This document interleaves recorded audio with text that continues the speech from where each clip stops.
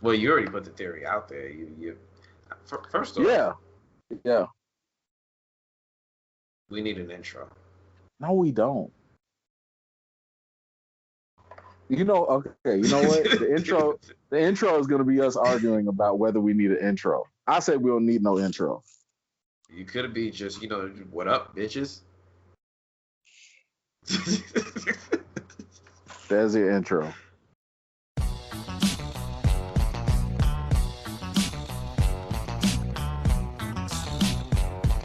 But no, you did put out this theory about the Fantastic Four, and something I was thinking about was you chose, how come you felt that they'll draw inspiration from the original 616 origin as opposed to the Ultimate origin?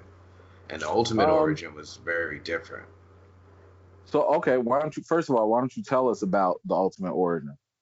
I don't know about heart, but from what I That's do fine. know about Just the it main is beats. The main beats. main beats is that Hmm? rather than going out into Hmm? space or anything like that, Hmm. the Fantastic Four, Reed Richards was Hmm. like trying to make a teleportation device. He was trying to find like a different dimension. I think it ended up being like the negative zone or the ultimate version of the negative zone or whatever. But that was how um, that was his exploration mission. Well, anyway, before I even go into that, but I just thought it would be interesting, like Hmm. that origin as opposed to like them going into space in cosmic rays. I mean, the only reason why I opted for the traditional one is because I looked at the pattern of what they did with Spider-Man. And one thing that is consistent is they do like the main beats of these origin stories, especially ones that, have been done over and over and over again, but they don't Mm-hmm. want to show them. They don't want to do another Fantastic Four movie where they show all of that stuff. I think what they would rather do is show hints of it here and there, and have it be implied enough where people know where they came from.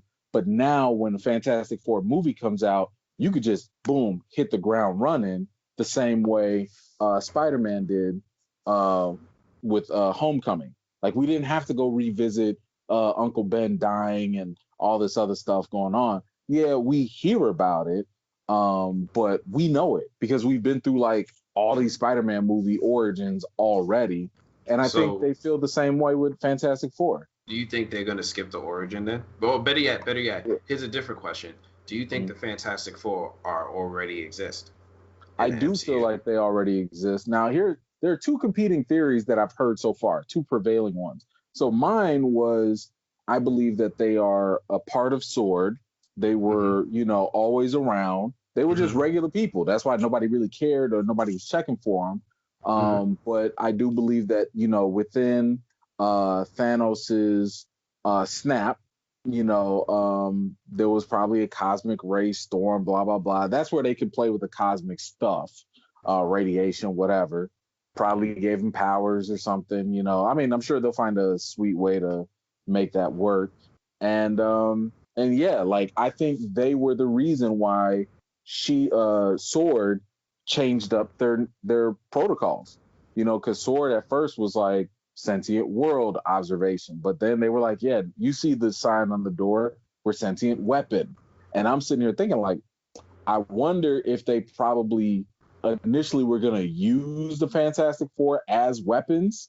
And then they were like, nah, we ain't built like that. Like, that's not what we do.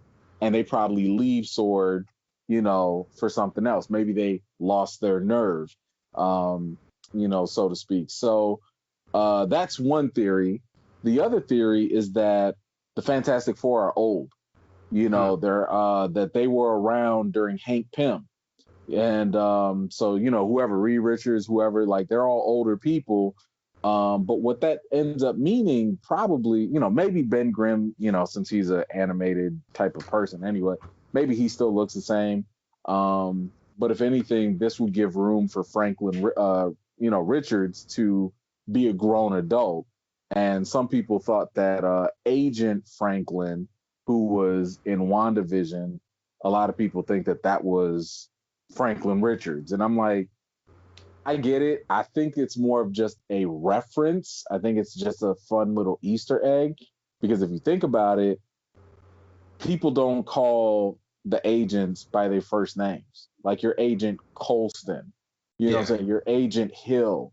You're not Agent Maria. You're not Or Agent, you know. could be Reed's dad, Nathaniel Franklin Richards. I guess. So Um, you know. I guess we'll find out in Captain Marvel too, right? That's supposed to come out like next year. Yeah. I mean, look.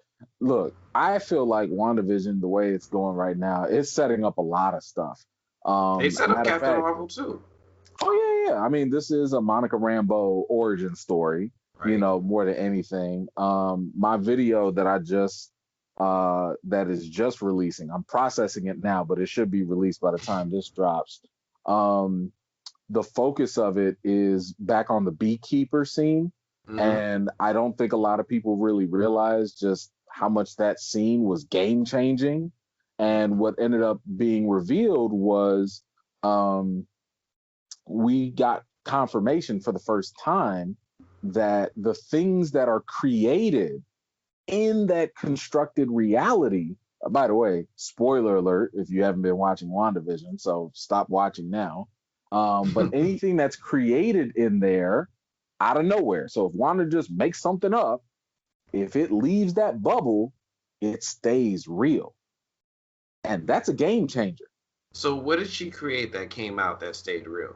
Well, we don't know anything that's come out yet except for the beekeeper. So the beekeeper, the line, the cable that he was attached to, Yeah. half of the line got converted into a jump rope. And when that line got cut and it was brought back to reality, it stayed. The It didn't jump. undo itself. Right. Same thing happened with the sword drone. The drone came back, still transformed. Same thing with Monica Rambeau. Before episode 4, we thought maybe Monica just got trapped in there. Maybe she was undercover with Sword. We didn't know, but now we had confirmation that when she got kicked out, her clothes were the same, her hair was the same. Everything that transformed stayed Was the same. transformed. Now I'm picking at Exact. this because of everybody's going to be wondering what does this mean about Vision? Is Vision alive? And Right. or is Right. this a reanimated version of the dead body of Vision or a brand new Yes. creation of Vision? This is Now this is my what we're point. talking about This is evidence of things that were transformed, not things that were created. Now no things no no that no were no no no no created by no no. one. What I'm saying though is it doesn't matter. Once you cross over, the change is real. So The imprint of the magic. So the reason why I brought this up was because, Wanda's powers are reflective of the Infinity Stones, right? So right, one parallel that we had was when Thanos was using the Reality Stone, he could do whatever he wants. He could right, change up the scenery. He could manipulate people. He turned, Drax into a bunch of blocks and stuff. But the difference though, was that whatever he transformed with the Reality Stone at the time, when he would leave, it would stop and go back to normal. So that's why I was saying, well, if Wanda's powers are reflective of the Infinity Stone, which they have demonstrated to be, this right here is a game changer because nothing is undoing itself the way that it should work with the Reality Stone. that we'll have to wait and see. That we'll We, have we to wait and will. see. It's a working Yeah, theory. It's a yeah, working theory, but this is what I'm seeing. And, the point of my video was to kind of highlight if this logic is true for the jump rope and for mhm, the drone and for Monica Rambeau, then it's got to have other potential implications for Wiccan and Speed, her two twins. It has some credibility for a created Vision and maybe not the recreated animated body, but maybe like she just made him up. Like she could do that because we've seen her literally make stuff from nothing in this world, like her wedding ring. She just made that up.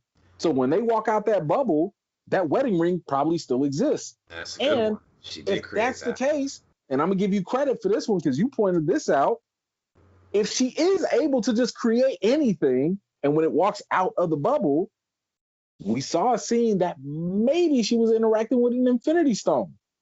Maybe she recreated an Infinity Stone. And my question is, What happens if that leaves the bubble?